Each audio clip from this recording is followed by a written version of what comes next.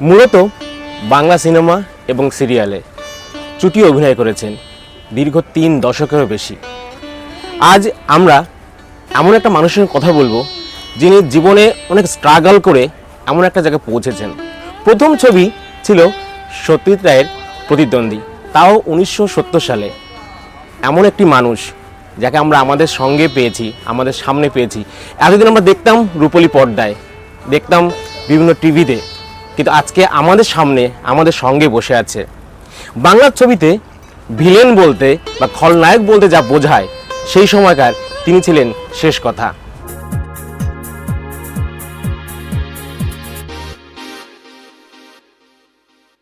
তো আমরা কথা বলবো বাংলা চলচ্চিত্র জগতের ডার্ক সাইডে অভিনেতা এবং দুর্ধর্ষ খলনায়ক, অসম্ভব সুন্দর মজার মানুষ, মাটির মানুষ, অন অ্যান্ড অনলি বিপ্লব চট্টোপাধ্যায়। বিপ্লবের সঙ্গে আমরা আজকে সারাটা দিন কাটাবো, কথা বলবো বিভিন্ন বিষয় নিয়ে। তো সঙ্গে থাকুন।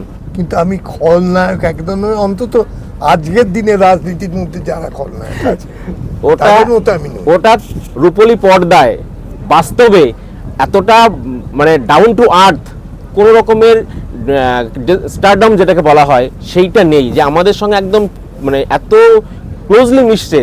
কারণ যারা এরকম রূপলী পর্দা জগতে আসে বা থাকেন তারা কিন্তু এত সহজে মেশে না, তারা একটা পর্দাতে থাকেন সবসময়, যেন তাদের কাছে পৌঁছানোটা একটা কঠিন ব্যাপার। ভগবানকে হয়তো পাওয়া যায় বা পৌঁছানো যায়, কিন্তু ওনাদের কাছে পৌঁছানো যায় না, সেটা কিন্তু নয় বিপ্লব, একদম ডাউন টু আর্থ মাটির মানুষ যাকে বলা হয়। তো আজকে আমরা ওনার সঙ্গে। দাদা কেমন আছেন?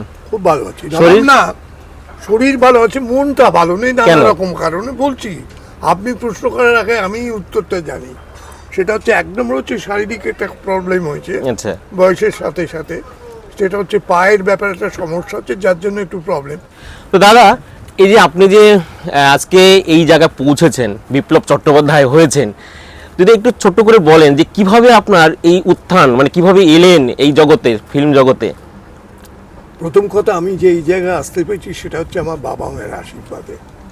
বাবা মা আশীর্বাদ না করলে কারোর পক্ষেই সম্ভব হয় না একটা জায়গায় উত্তরণের জায়গায়। এটা হচ্ছে প্রথম কথা। দ্বিতীয় কথা হচ্ছে পরিশ্রম করতে হচ্ছে। পরিশ্রম করলে তো সবাই পরিশ্রম যদি ঠিক মতো করে ক্লাসে ফার্স্ট হবে। আমিও সেইভাবে পরিশ্রম করেছি, হয়তো কারোর থেকে বেশি করেছি, কারোর থেকে কম করেছি, কিন্তু সেই পরিশ্রমের একটা ফল হয়তো এখন আমি পাচ্ছি। যেমন গীতাতেই বলেছে, কর্মণ্যে বাধিকারস্তু মা ফলে সুকথা। একদম ঠিক। তো তুমি পরিশ্রম করে যাও, ফল একদিন হয়তো দেরি হবে, কারোর ক্ষেত্রে দেরি হবে, কারোর ক্ষেত্রে চটজলদি হবে। তবে চটজলদি হওয়াটা ভালো বলে আমি মনে করি না। এক্ষুনি খাবো বললে কিন্তু ভালো লাগে না। হ্যাঁ, মানে রেডিমেড খাবারটা থেকে প্রিপেয়ার করে নিয়ে আমার তৈরি করে নিয়ে খাবারটা মনে হয় ভালো। যেমন এখন একটা ফাস্ট ফুডের ব্যাপার হয়েছে না, সেই ফাস্ট ফুড খেয়ে কিন্তু লোকে বলছে এখন ক্যান্সার হচ্ছে।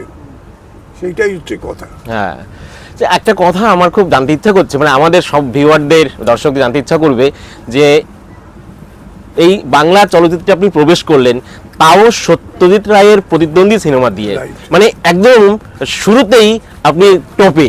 কিভাবে হলো এই সুযোগটা? হয়নি শুরুতে, আমি ওই তো বললাম বাবা মার আশীর্বাদ, সত্যজিৎ রায়ের মতো মানুষের সঙ্গে আমার যোগাযোগ হয়, উনি আমাকে একটা ছোট্ট চরিত্র দেন প্রতিদ্বন্দ্বীতে, এবং তারপরেই ওনার সঙ্গে যোগাযোগ রেখে রেখে আমি আস্তে আস্তে এগোবার চেষ্টা করেছি। এগিয়েছি বলবো না, এগোবার চেষ্টা করেছি, এবং তখন লোকের কাছে সমাদৃত হয়েছি হয়তো আমার অভিনয় গুণেতে আর কি। আমি যেটুকুনি অভিনয় করতে পেরেছি সেটাই অত্যন্ত বাস্তবসম্মত বলে মনে হয়েছে, যার জন্য লোকে আমাকে ভালোবেসেছে। আপনি তাও কতগুলো অভিনয় করেছেন? 300-র কাছাকাছি। 300-র বেশি বাংলা সিনেমাতে উনি অভিনয় করেছেন। এই 300 ফিল্মে যে অভিনয় করেছেন সিনেমাতে, এর মধ্যে এমন একটা ছবির নাম বলুন যেখানে আপনি অভিনয় করে সব থেকে বেশি সন্তুষ্ট হয়েছিলেন। পাতাল ঘর ছবিতে আমি একটা এলিয়েন মানে গ্রহের মানুষ ছিলাম। এলিয়েন ছবিতে কাজ করে আমার খুব আনন্দ পেয়েছি, কেন মেকআপটাই এমন ছিল, 2.5 ঘন্টা লাগতো মেকআপ করতে, আর 3 ঘন্টা লাগতো মেকআপটা তুলতে। এবং আমি যখন বোলপুরে শুটিং হয়েছে সময়, আমরা যখন ছিলাম টুরিস্ট লজে, তখন ভিড় হতো আমার মেকআপটা দেখবার জন্য। সুন্দর মেকআপ করছিল বিক্রম বলে একটি ছিল, সে মেকআপ করেছিল, অসম্ভব ভালো মেকআপ করে, আমাকে চেনা যেত না। আচ্ছা, তো সেটা করে আমি খুবই আনন্দ, সব ছবিতেই পেয়েছি অল্প বিস্তর, কিন্তু এই ছবিটা করে খুবই আনন্দ পেয়েছিলাম। যে আমরা বোটে অভিনয়, মানে এখানে শুটিংটা হচ্ছে বোটে, আমরা দাদার সঙ্গে কথা বলছি, কোথায় মানে শব্দ হচ্ছে আপনারা বুঝতে পারছেন হয়তো এত শব্দ কেন। আজকে আমরা দাদার সঙ্গে কথা বলছি সুন্দরবনে ঘুরতে ঘুরতে, আমরা বসে আছি একটা বোটের সামনে ডেকে বসে আছি, এবং বসে আমরা যে সময়টা পাচ্ছি সেখানে আমরা দাদার সঙ্গে কিন্তু গল্প করছি।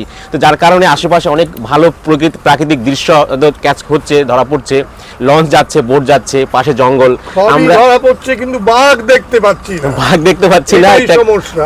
আমরা এখন নদীর মাঝখানে আছি, তো এই জন্য কিছু শব্দ হতে পারে, কিন্তু এখানকার যে পরিবেশটা, ব্যাকগ্রাউন্ড শব্দ সবই গান বাজে, তো মিউজিক বাজে, হ্যাঁ, এটা হচ্ছে সেই একদম প্রাকৃতিক শব্দ, প্রাকৃতিক মিউজিক। এটা আমরা এখানে বসেই গল্পটা করছি, তো স্বাভাবিক কারণে আপনাদের প্রাকৃতিক শব্দগুলো আপনাদের কানে লাগতে পারে, তো এটাকে আপনারা ইগনোর করবেন একটু। আমার দাদার সঙ্গে কথা বলছি, এটাই আমার কাছে সব থেকে বেশি বড় পাওনা। আজকে আমি অনেক দিন ধরে আছি এখানে, তার মধ্যে এমন কিছু ঘটনা আমার সঙ্গে সত্যি ঘটেনি যে আমি খুব মনে রাখবো, কিন্তু আজকে দাদার সঙ্গে দেখা হয়ে এতটা আমি উৎফুল্ল, আমি কালকে সারাটা রাত আমি শুধু কি কথা বলতে পারবো কি না এমনই শুধু ভেবে গেছি। আর সকাল 6টার মধ্যে উঠে গেছি আমি, যে দাদা রেডি হতে হবে, দাদা যদি রেডি হয়ে যায় আমি দেরিতে পৌঁছাই কিনা। তো আমি 6টার সময় উঠে আমি রেডি হয়ে বসে আছি, আর সত্যি আমার কাছে খুব মানে টেনশন হচ্ছিল যে আমি কি কথা বলবো, সত্যি কথা বলতে পারবো কি না। কিন্তু বাস্তবে দেখছি যে সত্যি মজার মানুষই, কিন্তু ফিল্মে বা সিনেমাতে আমরা দেখি অত্যন্ত ভয়ঙ্কর খলনায়কের চরিত্র দেখেছি, হয়তো এই চরিত্র দেখে অনেকের গায়ে জ্বালা হয়েছে। কিন্তু আমি যে চরিত্রটা করেছি এখন তো বাস্তবে দেখা যাচ্ছে রাজনীতিতে, একদমই তাই, রাজনৈতিক নেতাদের বাস্তবে দেখা যাচ্ছে ওইটা। ওদের কাছে কি শিখেছি আমি, না আমার কাছে করে শিখেতে যাই না, সেটাই তো। ছবিতে আমরা যেরকম ভয়ঙ্কর একটা চরিত্র দেখি, কিন্তু বাস্তবে কিন্তু সত্যি সেরকমই নয়। আমি তো আমার ভয় ছিল যে কেমন কথা বলবেন কি না ঠিক নেই, কিন্তু সত্যি করে আমি ওনার সঙ্গে পাশে বসে কথা বলছি, তো আমার টেনশনটা আস্তে আস্তে কেটে যাচ্ছে। না, এত মজার মানুষ যে ওইরকম একটা চরিত্র অভিনয় করতে পারেন, যদি আমাকে ভাবতে এমন কেমন লাগছে যে কি করে হয়, তারপরে কতটা অভিনয়ের মধ্যে নিজেকে ডুবিয়ে রাখতেন, এটাই তার প্রমাণ। তো দাদা একটা কথা বলি যে আপনি রাজনীতিতে একটা সময় মনে হয় এসেছিলেন। আমি একটা নির্বাচনে প্রতিদ্বন্দ্বিতা করেছিলাম, হ্যাঁ, সিপিএম এর হয়ে, আচ্ছা, যে পার্টিকে আমি সমর্থন করি এবং যাকে ভালোবাসি, যাকে আমি মনে করি যে পার্টি ছাড়াই পশ্চিমবাংলাকে বাঁচানোর আর কোনো পার্টির ক্ষমতা নেই, তাদের হয়ে কাজ করেছিলাম। আচ্ছা, সেই সময় ছিলেন। আচ্ছা, সেই সময়কে আমি জাস্ট একটু অন্যভাবে একটু জিজ্ঞেস করি, সেই যে আপনারা যে সময় রাজনীতিতে সক্রিয় ছিলেন, তখনকার রাজনৈতিক পরিস্থিতি বা মানুষের চিন্তাধারা সঙ্গে এখন বর্তমান যে রাজনীতি বা নোংরা হয়ে গেছে, রাজনীতি মানে নোংরা, যে যত নোংরা হবে সে তত রাজনীতিতে আসতে পারবে, এবং দেখাই যাচ্ছে, আমি নাম করে বলছি না, কিন্তু দেখাই যাচ্ছে যে তত নোংরা সে তত ভালো রাজনীতিবিদ, এইটাই হয়ে গেছে। আচ্ছা, তো আমরা বিশেষ রাজনীতির মধ্যে আমরা ঢুকতে চাই না, কারণ আমরা সম্পূর্ণ গল্প করব, আমরা আমাদের ব্যক্তিগত পরিসরের মধ্যে থাকবো। রাজনীতি নিয়ে অতটা আমাদের চিন্তা না করলে চলবে, কারণ তা অনেক লোক আছে চিন্তা করার জন্য। দাদা, সত্যজিৎ রায়কে তো আপনি একদম কাছ থেকে দেখেছেন, অনেক ফিল্মে আপনি অভিনয় করেছেন, তো ব্যক্তিগতভাবে আপনি কেমন মনে করেন, যে কেমন ছিলেন উনি? অসম্ভব ভালো, ভদ্র, সজ্জন, শান্ত, কাজ ছাড়া কি, এবং কাজের আদ্যপান্ত সব জানতেন। জুতো সেলাই থেকে চণ্ডীপাঠ যাকে বলে সেটা উনি জানতেন।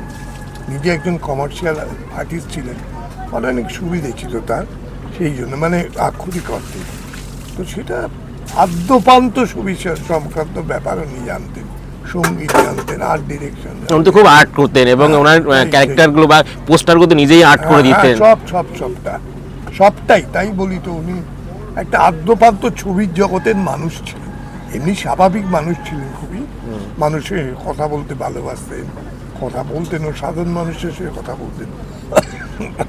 তার বাড়িতে যে সবাই দ্বার বন্ধ থাকতো তা নয়, বেল বাজিয়ে যেতে হতো, হয়তো দু একদিন অপেক্ষা করতে হতো বা কিছুক্ষণের জন্য অসুবিধে ছিল, কিন্তু সবাই প্রবেশাধিকার পেত, প্রবেশ করতে পারতেন।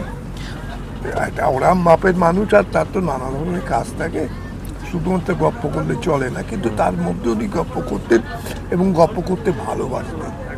আপনি তো উত্তম কুমারের সঙ্গে তো অভিনয় করেছেন, তো আমরা একটু জানবো যে উনি কেমন ছিলেন, ওনার সঙ্গে চ্যাংড়ামি করতে পারতো। আসলে ভবানীপুরের মানুষ তো বেসিক্যালি, তবে আড্ডাটা খুব ভালো বুঝতেন, খুব আড্ডা মারতেন, ভীষণ আড্ডা মারতেন, মানে শটের ফাঁকে ফাঁকে উনি খুব, এবং খেতেও ভালোবাসতেন।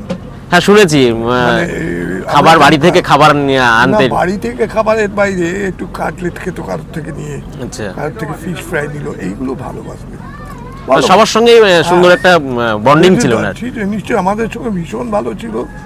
প্রত্যেকটা আমাদের মতন যারা ছিল তাদেরকে সবসময় বলতেন এটা কর, ওটা কর, এটা কর, ওটা করলে ভালো হবে, ওদিকটা টাকা বলে দিত, ভালো ছিল।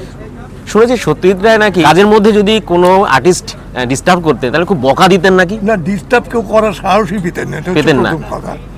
আর দ্বিতীয় কথা হচ্ছে যদি খারাপ হতো বলতেন খুব ভালো হয়েছে কিন্তু আমি আর একটা নেবো প্লিজ। আচ্ছা আচ্ছা, মানে কখনো ওনাকে ডিসকারেজ করতেন না, তাকে সবসময় মোটিভেট করে যেতেন যাতে পরের সাথে আরো ভালো হয়। এটা কিন্তু আমরা শুনতাম যে, আমরা তো শোনাই কথা, আমরা সব দেখা পড়া পত্রিকাতে আর বিভিন্ন ইন্টারভিউতে শোনা, আমাদের অনেক আগে ওনাদের সময়টা ছিলেন, আমাদের কতদিন বয়স আমাদের। তো আমরা সত্যজিৎ রায়ের প্রতিদ্বন্দ্বীর পরে আর কি ফিল্মে আপনি অভিনয় করেছেন? জয় বাবা ফেলুনা। জয় বাবা ফেলুনাতে আপনি ছিলেন, সেখানে একটু একটা বাড়িতে, মানে যাদের বাড়ি সেই বাড়িতে থাকতো এই ছেলেটি আশ্রিত, মানে এটা যিনি প্রথম আমাকে বলেন, আমি গেলাম যখন বাড়িতে, বললেন যে গল্পটা, আমায় বললেন গল্পটা পড়েছো? না, হ্যাঁ। আর পড়বে না? আমি তবে বলছি সেটা আমার যে চরিত্রটা একটা বিশ্লেষণ, আচ্ছা, বিশ্লেষণটা বুঝিয়ে দিতেন। হ্যাঁ, এখন তো কেউ পড়তে পারে না, কারণ তাদের নিজেরাই জানে না চরিত্রটা কি, বলে এখন তো সব নেই, উঠে গেছে। তো উনি ভালো করে ডিটেলে বললেন, তাহলে আমার পক্ষে সুবিধে হলো, যতটুকু পারি আশা করি সেটা আমি দেখাতে পেরেছি বলে মনে হয়। আচ্ছা, মেগা সিরিয়াল নিয়ে কি বলবেন বর্তমানে? অসাধারণ জিনিস, অসাধারণ, মানে যার আদি নেই অন্ত নেই, মেগা সিরিয়ালটা কিছু নেই, সেটাই মেগা সিরিয়াল। এটা পেলেই হলো। তার কোয়ালিটি, শুধু টাকা রোজগারের জন্য মেগা সিরিয়ালটা করা হয়, শুধু টাকা রোজগার। আর কবে শুরু হবে জানা যায়, হয়তো শেষ কবে হবে ঠিক নেই, গল্পের কোনো শেষ নেই। না, আপনি তো সিরিয়ালে তো অভিনয় করেছেন, তো করছি তো এখনো টুকটাক করে করছি। আমরা ব্যক্তিগত জীবনটা যদি ব্যাখ্যা করতে হয় তাহলে একটা মানুষকে আমাদের অবশ্যই একটু কথা বলতে হবে একটা মানুষের সঙ্গে, তিনি সব থেকে ভালো বলতে পারবেন যে বাস্তব জীবনে তিনি কেমন। তার ছোট্ট একটা নমুনা নেব, কথা বলবো। আমাদের ম্যাডাম আছেন সঙ্গে, ঘুরতে এসে আমরা সুন্দরবনে একসঙ্গে, তো ম্যাডাম আছেন সঙ্গে। তো আমরা আপনাকে একটা জিজ্ঞাসা করবো যে বিপ্লব দা তো আপনার সঙ্গে তো আজ মানে কত বছর হলো বিয়ে হয়েছে? 50 বছর। আমার বিবাহিত জীবন অবিবাহিত জীবন নিয়ে হ্যাঁ, মোটামুটি 58 বছর হলো। তবে আপনার থেকে লাভ ম্যারেজ, হ্যাঁ, তাই নাকি? তখনকার ছোটবেলা থেকে। তখনকার দিনেও লাভ ম্যারেজের ব্যাপার ছিল, বেশি ছিল, আরো বেশি ছিল। হ্যাঁ, এখন তো নেই। এখন যে প্রেমিক প্রেমিকারা যেভাবে চলে, আমাদের সময় প্রেম সেরম ছিল না। আচ্ছা, আমাদের প্রেমটা ভালোবাসার বন্ধন ছিল, ভালোবাসার বন্ধন আছে। ঠিক, একদম ঠিক। এখনকার প্রেম হয় না, মেয়েরা এতদিন সবই আবেগ, আবেগ, তারা 15 বছরেরও যেতে পারে না। 15 বছর কি বলছেন? 3 বছরই যায় না, 5 বছরে 5 ভাগের 1 ভাগই যায় না। তো আমি জিজ্ঞাসা করব যে কেমন মানুষ, কেন মানে আপনার কেমন জীবনটা কাটলো, কেমন এতদিন যে 58 বছর সম্পর্ক, এই 58 বছরটাকে আপনি কিভাবে এনজয় করলেন? খুব ভালোভাবে এনজয় করেছি। সব কিছু তো ভালো একবারে হতে পারে না, জীবনটাই ভালো মন্দে মেশানো। ঠিক, একদম ঠিক। তার মধ্য দিয়ে ওঠা পড়া খুবই আছে, এমন দিন গেছে খুব স্ট্রাগলিং লাইফ। আচ্ছা, সেই সময় ওকে স্ট্রাগল করতে দেখেছি, সঙ্গেও সাথ দিয়েছি, এবং এরপরে যখন ও বড় হয়ে, বড় বলবো না, ঈশ্বরের কৃপায় যখন আস্তে আস্তে নাম হতে শুরু করলো, তখন ব্যস্ত হয়ে পড়ার জন্য সাংসারিক ব্যবস্থাপনা কিছুই ওর দেখতো। আচ্ছা, মানে সবটাই আপনি সামলাতেন? সমস্তটা আমার। আস্তে আস্তে, আগে কিন্তু বাজারও যেত, আচ্ছা, পরে আস্তে আস্তে সব কিছু মানে বাজারটাও এখন আপনি মানে এখনো করেন কি বাজার? এখন বাজার যান, আমি যাই। যান, আপনি যান? আমি বাজার না করলে থাকতে পারবো না। আচ্ছা, খুব বাজারে যান তাই তো? হ্যাঁ, বাজার আমার ভীষণ অক্সিজেন দেয় আপনাকে। তো এই 58 বছর যে সময়টা গেল ভীষণ গোল্ডেন বলা যেতে পারে আপনার জন্য। গোল্ডেন এজই বলা যায়। গোল্ডেন এজ বলা যায়। একটু মানুষ কি রাগারাগি হয় না, না, ওটা তো হতে পারে, হবেই। সংসারে তো এটা হতেই পারে। তো একটা কথা আপনাকে জিজ্ঞাসা করি, দাদা তো মোটামুটি ভিলেনের অভিনয় করতেন, মানে ম্যাক্সিমাম যে ফিল্মগুলোতে, তো ওখানে যে ক্যারেক্টারটা করতেন, নায়ক এসে মারছে, মেয়েদের টানাটানি করছে, এইগুলো আপনার কাছে কেমন লাগতো? এইবার আমি বলি, প্রফেশন একটা জিনিস তো। হ্যাঁ, আমি যেমন প্রায় 45 বছর কি 42 বছর শিক্ষকতা করে এসেছি, আচ্ছা, একদম বিয়ের আগে থেকে পড়িয়েছি, 2008-এ রিটায়ার করেছি। এবার ওর প্রফেশন হচ্ছে, এদের যেমন নৌকো চালাচ্ছে, জাহাজ চালাচ্ছে, ওর প্রফেশন হচ্ছে ওর সিনেমা করা, সিনেমার জগতে থাকা, তাদের সঙ্গে ওঠা পড়া মেলা মেশা সব। আমি কোনোদিন তার মধ্যে হস্তক্ষেপ করিনি। এই কারণে গোল্ডেন পিরিয়ড হচ্ছে আপনার এই 58 বছর। আমি কোনোদিনও হস্তক্ষেপ করিনি, কারণ আমার শিক্ষাটাই এরকম ছিল, ওর কাজ ওর কাজ, আমার কাজ আমার কাজ। যার জন্যে এই যে বহু ছবি করেছে, তাতে মহিলাদের উপর অত্যাচার আছে, বা আরো রকম খলনায়ক বলতে যা বোঝায় হ্যাঁ, হ্যাঁ, সেগুলো হ্যাঁ। আছে। আবার এমন আছে মেয়েদের সঙ্গে এত ঘনিষ্ঠ সিনও রয়েছে, সেখানে ওকে দেখতে হয়েছে। কিন্তু আমার কোনো রকম আমার মধ্যে প্রতিফলন হয়নি। আমি বিশ্বাস করতাম গভীরভাবে যে এটা ওর কাজ। কাজ এই কারণে বলছি, তো এই কারণে আপনার কাছে এই 58 এই বছরটা জন্যে কিন্তু কম আমি নয়। বলবো না ঈশ্বর বড় করেছেন, কিন্তু আমার মনে হয় এইটার জন্যেই অনুপ্রাণিত হয়ে ও আরো নিজেকে মেলে ধরতে পেরেছে। ঠিক, একদম। যেখানে অভিনয়ের মধ্যে কোনো বাধা থাকতো, যদি আপনার কাছ থেকে কোনো রেসপন্স মানে রিয়াক্ট পেতো, হ্যাঁ, তাহলে কিন্তু উনি পারতো না, এটা আমার পারতো না। বিশ্বাস। এবং এইটা আপনি মানসিকভাবে যে সাপোর্টটা দিয়ে গিয়েছেন, যার কারণে কিন্তু আজকে 58 বছর কিন্তু আপনাদের এই সম্পর্কটা এতটা গোল্ডেন পিরিয়ড হয়ে রয়েছে আপনার কাছে, খুব স্মৃতিতে রয়ে গেছে যে আমাদের এই সম্পর্কটা অনেক ক্রিটিক্যাল সময় গিয়েছে। এসেছে লাইফে, ওকে বুঝতেই দিইনি যে আমার এই সময়টা খুব খারাপ যাচ্ছে। আপনি নিজেকে হ্যান্ডেল করেছেন, নিজে হ্যান্ডেল করেছেন ওটাকে। হ্যাঁ, নিজে হ্যান্ডেল করেছি, আমি নিজে তো কাজ করি, যার হ্যাঁ। জন্য আমি কিছু বুঝতে পারি না। আপনারা সুস্থ থাকুন, দুজনে ভালো থাকুন। আগামীতে আপনাদের সঙ্গে আমি আরো অনেক কথা বলবো, দেখা হবে। এইবার আমিও একটা কথা বলি হ্যাঁ। আপনাকে, আমি আপনাকে বলাটা আমাকে আপনি বললে খুব, হ্যাঁ, তুমিই বলতে হবে। এইবার আমি বলি যে এই সাগর সাথী না সাগর সঙ্গম, সাগর আমি সঙ্গম। জানি না, আমি আপনাদের হয়েই বলছি, আমি ভীষণ মানে ভীষণ পরিপূর্ণভাবে আনন্দিত। আচ্ছা, আমার এটা খুব ঘটনা। ভালো লেগেছে আপনাদের এটা ঘটনা। লৌকিকতা বলুন বা আন্তরিকতা বলুন, আপনাদের আমাদের প্রতি যত্ন, শ্রদ্ধা, ভালোবাসা খুব ভালো লাগলো। আশা করছি এবারও আসবো, এবারও নয় আবারও আসবো, কিন্তু এবার আপনাদের গেস্ট করে আমাদের আনতে হবে, as because we have interviewed now. ঠিক আছে, এটা হাসি ঠাট্টা করে বললাম, এটা অবশ্যই, গল্পের ছলে বললাম, কিন্তু আসবো আমি আবার। অবশ্যই, আমার অবশ্যই। অসম্ভব ভালো লেগেছে, এবং এই বছরেই যদি আমার ছেলে বউ আসে, তাহলে ওদের একবার পাঠাবার চেষ্টা করব। ঠিক আছে, আমরা সব সময় প্রস্তুত আছি আপনাদের আপ্যায়ন করার জন্য। খুব ভালো লেগেছে, সত্যি বলছি। এবং শুধু আমার ছেলে বৌমা নয়, আমাদের যারা আছে আত্মীয় স্বজন, বন্ধু বান্ধব, সকলকেই আপনাদের এখানে আসতে হবে। ঠিক, একদম ঠিক, আমরা আপনাদের জন্য অপেক্ষায় আছি। আমরা কথা বলছিলাম বৌদির সঙ্গে, ফিরে এলাম আবার বিপ্লবদার কাছে। যে দাদা, একটা কথা বলুন, যে এই আপনি যে খলনায়কের চরিত্র অভিনয় করেছেন, কখনো কি মনে হয়েছে যে আমি খলনায়ক না হয়ে যদি কোনো ক্যারেক্টার করতাম বা নায়ক হতে পারতাম, তাহলে আমার ভালো হতো? যে নায়কের জন্য কোনো প্রবলেম হয়নি, নায়ক হতে পারিনি বলে, কিন্তু ক্যারেক্টারের জন্য আমার ভীষণ অসুবিধে হয়েছে।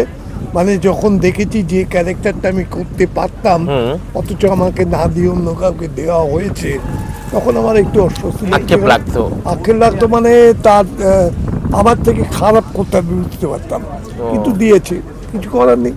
পরিচালকের উপর সম্পূর্ণ নির্ভরশীল হতে হয় আমাদের, তাই দিয়েছে ঠিক আছে। এটাই আপনার যে অভিনয় আক্ষেপ, এটা হ্যাঁ, যে ন্যাচারালি আমি অনেক বেটার করতে পারতাম, আমি নিজেই জানি। এখন সেটা যে সবাই জানবে বা পরিচালকই মনে করো তা তো নয়, কেন সবটা নির্ভর করে পরিচালকের উপর। ঠিক। আপনার এই কাজ করতে করতে সব থেকে ভালো পরিচালক আপনার কাছে কি মনে হয়েছে? সব থেকে আপনার এটা বোকার মতো প্রশ্ন, পরিচালক সত্যিটার থেকে বেটার কেউ হতে পারে না। ঠিক, আমি কথাটা জীবন শুরু আমার করেছি প্রশ্নের সেই- জন্য করতে হলো, কিন্তু সেই মহান লোককে দিয়ে জীবন শুরু করেছেন, সেখানে অন্য পরিচালকের জায়গা আসতেই পারে না। আসতেই পারে না। তবুও আমার প্রশ্নের জন্য আমাকে করতেই হলো এটা। না, ঠিক আছে, সেটা ঠিক আছে। আপনার এই যে সিরিয়াল, এখন বর্তমান যে যুগে যে সিরিয়ালটা হচ্ছে, এই যে সিরিয়ালে আপনি যে ক্যারেক্টারগুলো দেখেন, আপনার মনে হয় যে সত্যি সত্যি অভিনয় করছে? না, কেউ পারে না তো, কিন্তু তাদের দোষ দেবো না আমি, কেন তাদের তো শিক্ষা নেই। অভিনয় একটা শেখার জিনিস, ফুটবল খেলাটা যেমন শেখার জিনিস, হ্যাঁ, ক্রিকেট খেলাটা শেখার জিনিস। এমনি এমনি বিরাট কোহলি হয় না, কিন্তু তার অধ্যাবসা আছে, জিনিসটা আছে। একটা বেসিক নলেজ, বেসিক একটা ট্রেনিং লাগে এখানে। আমাদের থেকে কি হবে, ওইটাই মেনে নিচ্ছে, দর্শকও মেনে নিচ্ছে, ওরাও মেনে নিচ্ছে। এই আর কি। একটা জায়গায় 5 জন 10 জন করে দাঁড় করিয়ে একটা ওটা অভিনয় তো করছে। বাজে, উল্টো আমি ভাবি না, এর থেকে বেটার হতে পারে না। এত ভালো করে যে খারাপের ওপর থেকে ভালো, খারাপের থেকে ভালো। এরপর আপনার আমি দেখেছি আপনার একটা বইতে পড়েছি যে আপনি বেশ কয়েকটি 5টা বা 6টা ছবিতে আপনি পাঁচটা ছবিতে আপনি পরিচালনার কাজ করেছেন। তো পরবর্তীতে আর আপনি এগুলেন না কেন পরিচালনা থেকে? পয়সা দেননি আপনি, দিন পয়সা এক্ষুনি করছি, এক্ষুনি পয়সা দিন, আমি করছি। দেবে না পয়সা কেন? আমি তো ওই ধরনের কি বলে মানে ডিকটেটেড কোনো স্ক্রিপ্ট বা কল্পনিক কাজ করতে পারবো না। এটা করুন ওটা করুন, পারবো না আমি করতে। কেন আমি হয়তো কিছুই বুঝিনি, সেটা বলতেই পারে, কিন্তু কিছুটা তো হয়তো বুঝেছি। প্রথমত এতগুলো ছবি করেছি, দ্বিতীয় কথা হচ্ছে এতগুলো ভালো লোকের সঙ্গে আমি কাজ করেছি, যাতে মোটামুটিভাবে কাজটা আমি বুঝতে পেরেছি, কোনটা হ্যাঁ কোনটা না সেটা ধরতে পেরেছি আমি।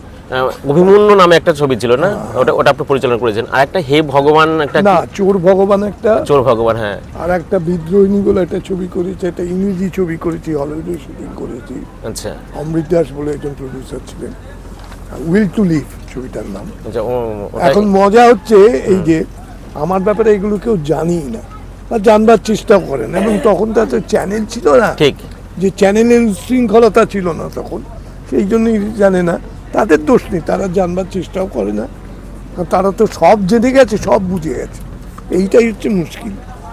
হ্যাঁ, এই বিষয়গুলো তো একদমই তাই, যে আমরা জানার চেষ্টা করি না, না, না, না। আমরা জানার চেষ্টা করি না। তো এই যে 5টা ছবি করেছেন, এগুলো সবগুলো তো রিলিজ করা, হ্যাঁ। সবগুলো রিলিজ করেছে। আমি অভিমন্যুটা সম্বন্ধে দেখেছি। আর আপনার একটা ঘটনা কি আপনার মনে পড়ে যে আপনি এই যে চরিত্রটা অভিনয় করেন, কোনো একটা জায়গায় গিয়েছিলেন, সেখানে কোনো একটা মা তার বাচ্চাকে আপনাকে দেখিয়ে ভয় দেখাচ্ছিল, কি এরকম কিছু ঘটেছিল কি কোনোদিন? হ্যাঁ, অ্যাকচুয়ালি আমি গেছিলাম একটা ডাক্তারদের হ্যাঁ। অনুষ্ঠানে, গেছিলাম কলকাতাতে। আচ্ছা, কথা হচ্ছে তো হতে হতে ওই একটা বাচ্চা এগিয়ে আসলো দৌড়ে, এমন সময় তার মেয়ে পেছন থেকে, এই তার মা সরি, পেছন থেকে বললো, এই যাস না, ওখানে লোকটা দুষ্টু দুষ্টু, এরকম কি বললো। বাচ্চাটা ভয়ে ফুটিয়ে গেল আচ্ছা। এবং চলে গেল আমার কাছ থেকে। আমার খুব কষ্ট লেগেছিল। আমি বেশি মাকে খুবই মোটামুটি বকাবকি করেছিলাম আর কি, এবং ওখানে যে ডাক্তারবাবুরা ছিলেন তারাও খুব আপত্তি করেছেন মায়ের প্রতি, বলেছেন যে এটা আপনি বলতে গেলেন ন্যাচারালি বাচ্চাটা ভয় পেয়ে কুকড়িয়ে, আবার এটা আচ্ছা। খুব খারাপ লাগতো হ্যাঁ, এটা স্বাভাবিক। যখন এটা। বাচ্চারা ভয় পেত, কারণ আমি বাচ্চা ভীষণ ভালোবাসি, ভীষণ ভালোবাসি। এই লঞ্চে কতগুলো বাচ্চা যাচ্ছে, আমি তাদের সাথে গল্প করার চেষ্টা করছি সব সময়। আর বাচ্চা ভালোবাসে না এরকম মানুষ, এরকম মানুষ হতেই নেই পারে বোধহয়, পৃথিবীতে হতেই বোধহয় পারে নেই। না। তবে আমাদের রাজ্যে আছে, কেন বোঝা যায় যারা বাচ্চা ভালোবাসে তারা মানুষ খুন করতে পারে, এই সব বলে মানুষ খুন করতে পারে।